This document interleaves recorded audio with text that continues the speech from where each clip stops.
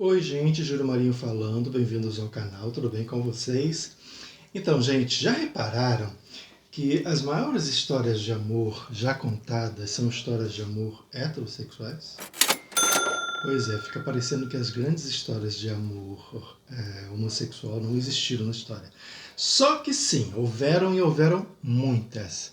Eu hoje trago 6. É óbvio que houveram muito mais, né? Mas eu trouxe essas 6 porque eu acho que elas são bem emblemáticas. Então vamos lá. Bom, nós tivemos Hanumotep e Nekhanum. Eu não sei se é assim que se pronuncia mesmo, mas eram 2 escravos que viveram no Egito lá por volta de 2400 a.C. Eles antes mudaram o calendário, né? Mas enfim. E eles foram encontrados enterrados juntos na tumba do rei Unas. De início, os 2 foram relatados como irmãos. Porém, sempre tem um porém, segundo historiadores, é muito raro que irmãos fossem enterrados juntos naquela época e daquela forma, né?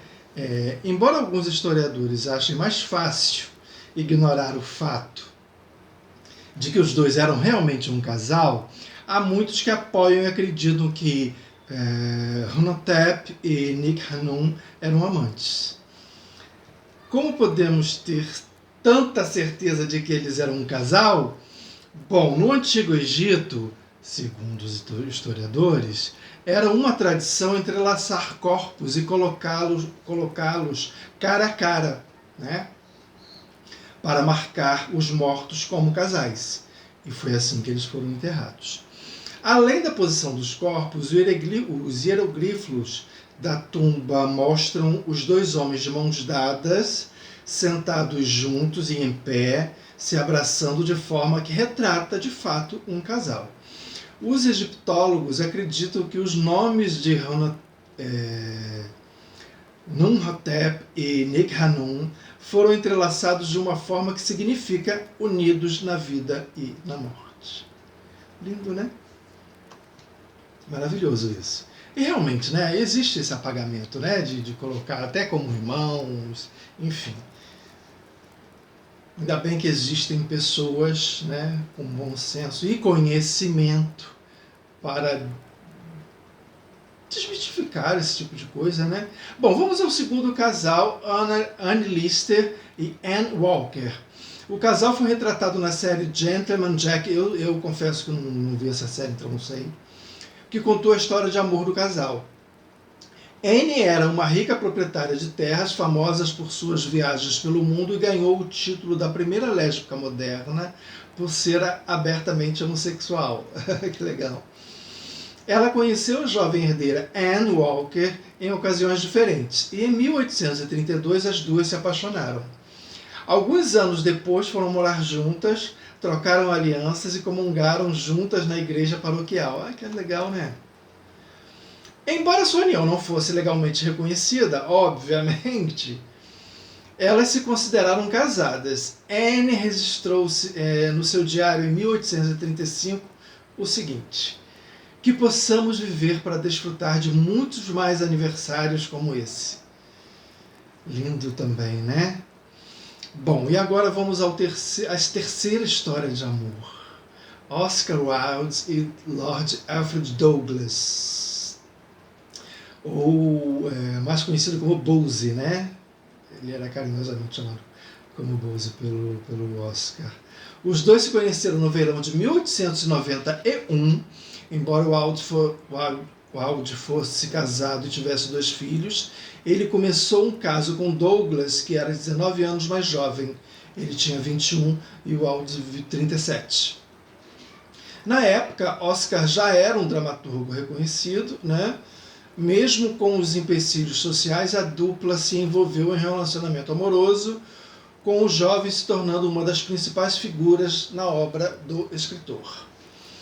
Bom, a história de amor deles incluía muitos altos e baixos. Douglas era conhecido por ser mimado e imprudente, e os 2 frequentemente brigavam e se separavam.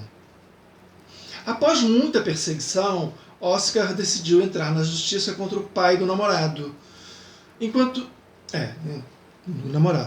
isso, em 1895, o escritor estava estreando obras-primas, as peças Um Marido Ideal e A Importância de Ser Prudente, embora o namorado não fosse nem um pouco. Por isso, o julgamento do famoso autor foi alvo da imprensa sensacionalista da época. Porém, ele acabou se tornando réu no lugar do pai do amado. O inimigo alegou que Wilde era sodomita. Existia essa lei, né, na época. Como resultado, em maio de 1895, o escritor foi condenado a 2 anos de trabalhos forçados. Bom, ele até poderia ter escapado do julgamento, mas se recusou a viajar para a França, onde a justiça da Inglaterra não o alcançaria. Seu amado Bowes, por outro lado, fugiu do país para não testemunhar a favor do Oscar, ou contra, né? Vai saber. Além disso, o namorado tinha prometido que pagaria as custas do processo, mas não o fez. Bom, como desabafo perante a atitude de Douglas, o escritor escreveu uma carta de 55.000 palavras publicada sob o título de De Profundis. No documento ele apresenta Bowes como um poeta medíocre e mimado. E diz o seguinte, num trechinho, né?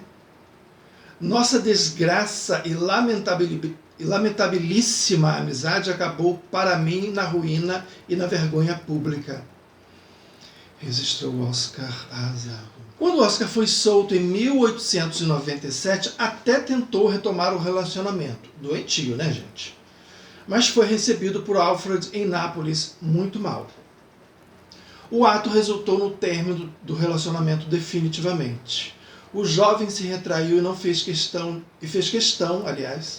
de apagar o passado, se convertendo ao catolicismo e condenando a homossexualidade. Oscar mudou-se para Paris e adotou o pseudônimo de Sebastian Melmoth. A partir de então, a desilusão com Bowes foi o grande tema de suas últimas obras. Oscar morreu em 30 de novembro de 1900, aos 46 anos, super novo, devido a uma meningite agravada pelo alcoolismo e a sífilis. Uma miséria, né? Uma desgraça. Bom, Bowes se transferiu para os Estados Unidos, onde passou a condenar Oscar, sendo preso e processado diversas vezes por difamação. Também se casou com uma mulher rica, manifestando puramente interesse financeiro, e divorciou-se 10 anos depois. Morreu aos 74 anos de idade, vítima de insuficiência cardíaca, em 22 de março de 1945. Que triste, né? Um final muito trágico para os dois. Uma pena. Bom, para ele não, né? Bom, o quarto casal, Gertrudes Stein e Alice Toklas. Um dos casais de lésbicas mais reverenciados de todos os tempos. Gertrude Stein foi uma romancista, dramaturga e poetisa americana com um estilo único. Ela conheceu Alice, que viria a ser sua confidente, amante, cozinheira, secretária, musa, escritora, crítica e organizadora geral. Uma faz tudo, coitada. Elas se apaixonaram forte e rapidamente, uma pela outra, em 8 de setembro de 1907, no dia que Alice chegou à cidade, tendo deixado São Francisco. Em 1910, fizeram um salão literário em sua casa, na Rue des Fleurs, 27, que atraiu vários escritores americanos expatriados, tais como Ernest Hemingway, Thornton Wilder, assim como pintores de vanguarda, tais como Picasso e Matisse. Só gente bam mesmo. A casa das duas ficou conhecida como um dos pontos de encontro mais influentes da história das artes, literatura e homossexualidade. Embora fosse a década de 20, as duas celebraram seu amor em público e passaram quase 40 anos juntas. Que maravilha! Em 1980, quando a Universidade de Yale abriu um armário trancado, eles encontraram centenas de cartas de amor do casal. Em uma delas, um textinho, né? Por que eu não disse boa noite? Estou com muita saudade. Por favor, saiba agora o quanto eu te amo. Ah, que lindo. Sten escreveu a Toklas em uma das cartas descobertas. Muito bonito. Bom, o quinto casal. Eleanor Roosevelt e Lorena Hickok. Eleanor foi a primeira dama mais impactante dos Estados Unidos. Ela conheceu Lorena, uma jornalista, em 1928. Elas rapidamente começaram a gostar uma da outra e iniciaram um relacionamento que durou 30 anos. O casal se conheceu antes da posse de Franklin Roosevelt e, na época em que ele foi empossado como presidente dos Estados Unidos, a primeira-dama já usava um anel de safira dado a ela por Rick, como Eleanor gostava de chamá-la. O relacionamento delas tem sido uma grande fonte de controvérsia há anos. Muitas das cartas que as duas trocaram foram queimadas.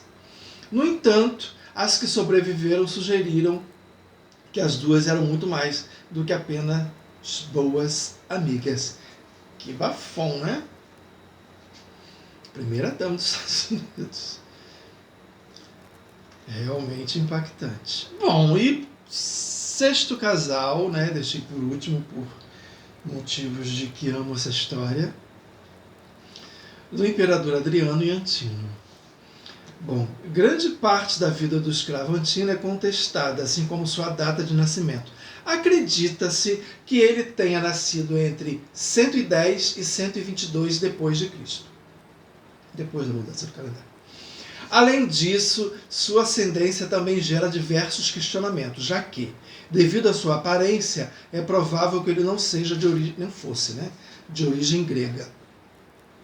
Todavia, o passado desconhecido não representou um obstáculo para Adriano, o imperador romano que governou de 117 a 138 d.C., uma vez que o jovem Antino foi nomeado seu escravo favorito. Em 123 d.C., Adriano foi até a cidade de Claudiópolis e encontrou o futuro escravo pela primeira vez. O homem foi selecionado pelo imperador, mas foi encaminhado para a Itália a fim de ser educado por uma pedagoga imperial. Era o começo de uma aproximação que se tornaria um relacionamento. Para o biógrafo de Antino, Royston Lambert, os dois não se tornaram amantes nesse exato momento. Mais tarde, em 125, Adriano também foi para o país, para a Itália, né? E em menos de 3 anos, Antino se tornou seu favorito. Foi quando o soberano decidiu que voltaria para a Grécia, mas poucas pessoas o acompanharam, entre elas Antino, uma vez que era considerado a única pessoa que mantinha laços profundos com o imperador. Bom, de acordo com diversos historiadores, acredita-se que o casamento de Antino com a imperatriz Vília Sabina não foi um sucesso. Além disso, Adriano nunca expressou atração sexual por mulheres e já havia se envolvido com outros homens.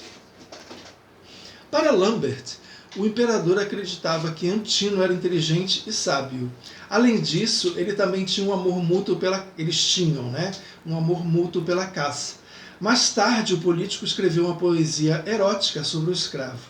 Segundo os historiadores, tornou-se explícita a relação entre os dois a partir da leitura do registro. Desde então, diversos cidadãos notaram a existência de relações do soberano com outros homens. Embora a situação fosse aceita em alguns lugares, outros o criticavam veementemente.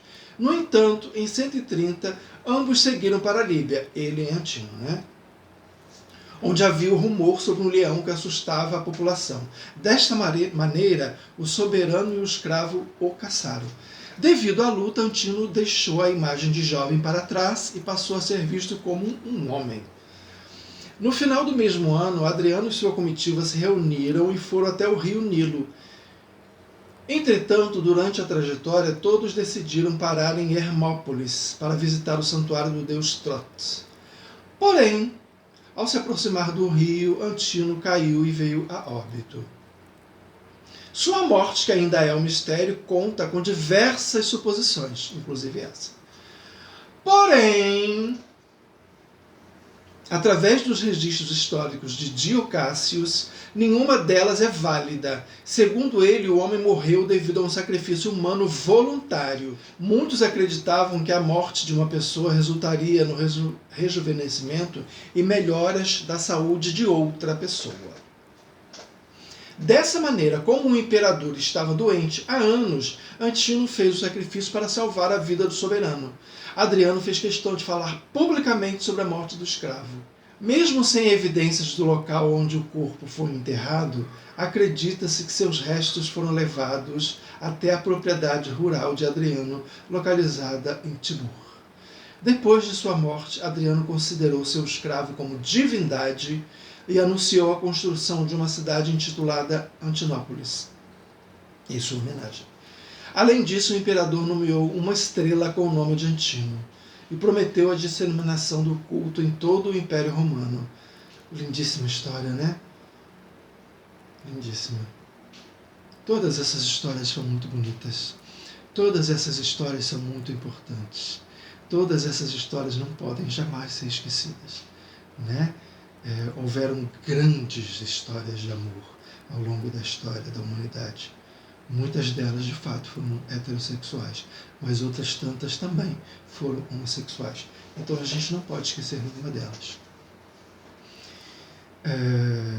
Por mais que alguns tentem apagar essas histórias, porque alguns sempre tentaram nos apagar da história, não conseguirão.